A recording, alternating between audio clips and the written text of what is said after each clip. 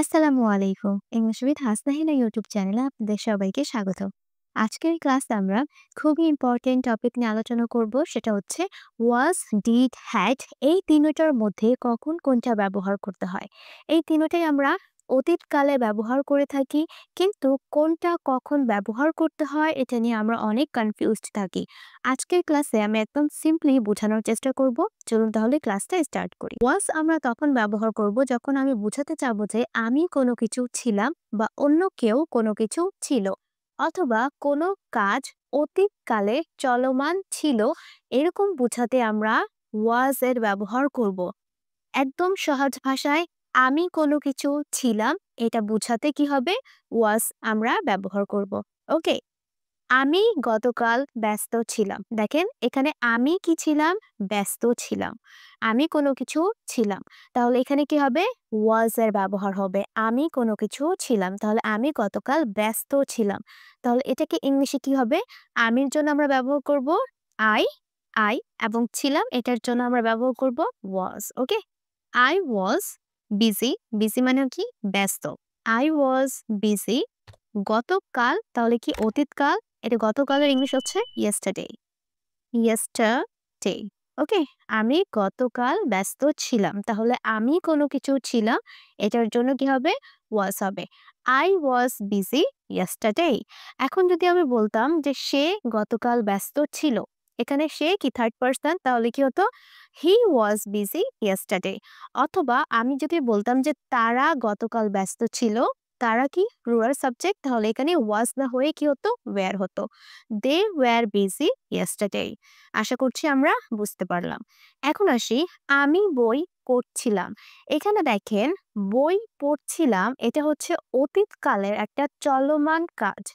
অতীতকালের কোনো কাজ কিছুক্ষণ ধরে চলছিল এরকম যখন আমরা বোঝাবো, তখনও কিন্তু আমাদেরকে ওয়াজ ওয়্যার ব্যবহার করতে হবে। ওকে, আমি কোনো কিছু ছিলাম এটা বোঝাতে ওয়াজ, এবং অতীতকালে কোনো কাজ চলমান ছিল বোঝাতে ওয়াজ। তাহলে আমি বই পড়ছিলাম, তাহলে কি হবে?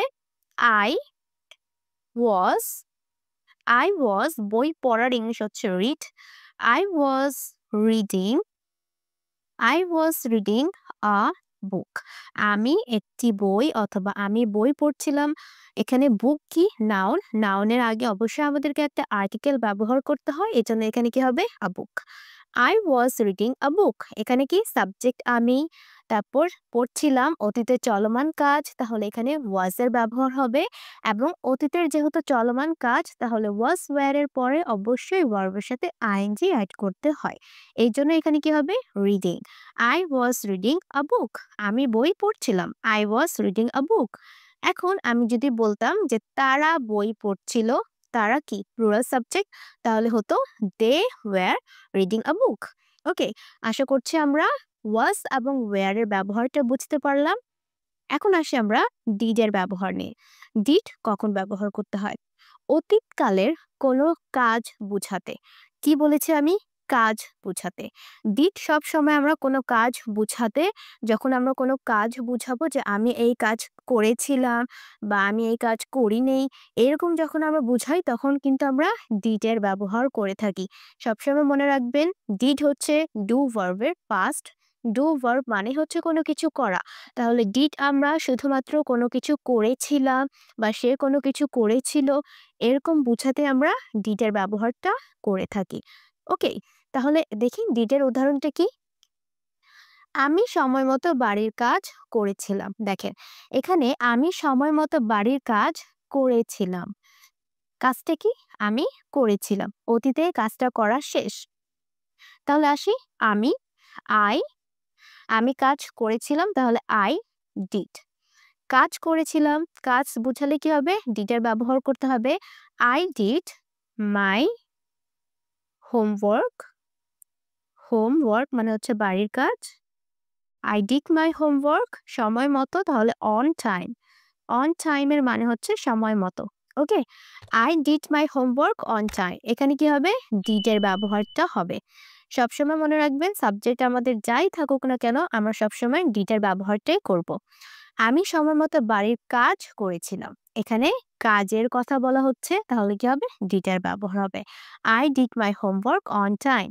যদি বলতাম তারা সময়মতো বাড়ির কাজ করেছিল, তারা কি? প্লুরাল সাবজেক্ট, তারপরে এখানে ডিড হতো।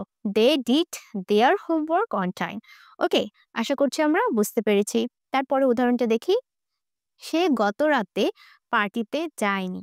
এখানে দেখেন যায়নি। গত রাতে সে কি করেছে? যায়নি। এখন যাওয়া কি? যাওয়া হচ্ছে একটা কাজ। ভার্ব, তাই না? ভার্ব কি? কোনো কাজ। তো তাহলে কি সে গত রাতে যায়নি। সে যে যায়নি এটা হচ্ছে একটা নেগেটিভ সেন্টেন্স। তাহলে এটা এখানেও আমাদেরকে ডিড নট ব্যবহার করতে হবে। যাওয়াটা হচ্ছে একটা কাজ, সে যায়নি, এটা নেগেটিভ, ডিড নট। তাহলে সের জন্য আমরা কি ব্যবহার করব? He or she. Did, did not or didn't go to the party, two the party. He didn't go to the party গত রাতে, তাহলে লাস্ট নাইট, লাস্ট নাইট। ওকে, গত রাতে সে পার্টিতে যায়নি।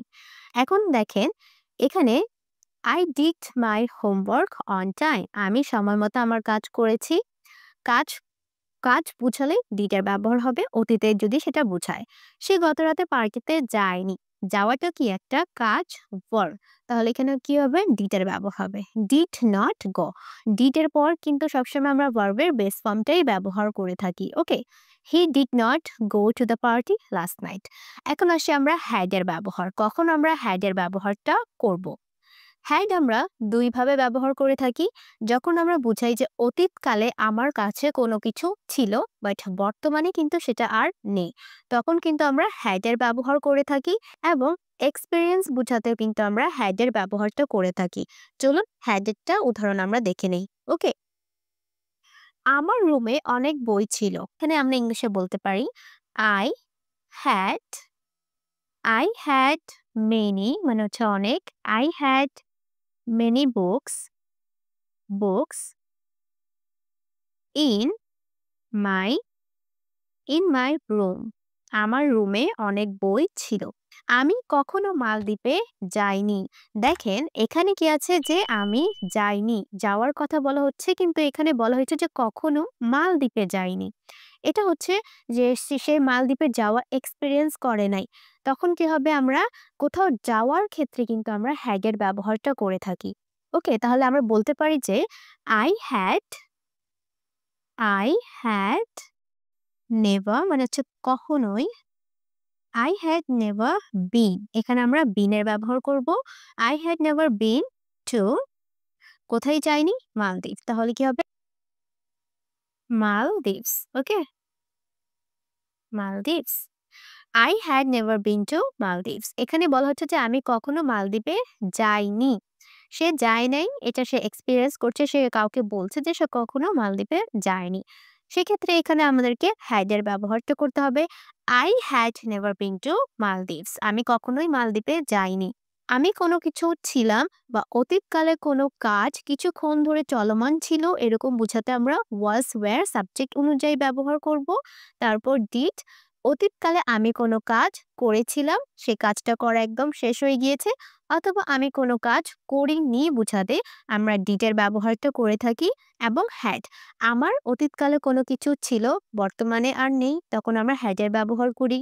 অতীতকালের কোনো একটা অভিজ্ঞতা নিয়ে যখন আমরা কথা বলি, তখন আমরা হ্যাড এর ব্যবহারটা করে থাকি। আশা করছি আমরা এই সিম্পল ভাষায় ওয়াজ, ডিড এবং হ্যাড এর ব্যবহারটা বুঝতে পেরেছি। ভিডিওটা কেমন লেগেছে অবশ্যই আমাকে কমেন্ট করে জানাবেন। এবং অবশ্যই আমাকে এই সেন্টেন্সের ইংলিশ কি হবে সেটাও কমেন্ট করে জানাবেন। সবাই ভালো থাকবেন। আসসালামু আলাইকুম।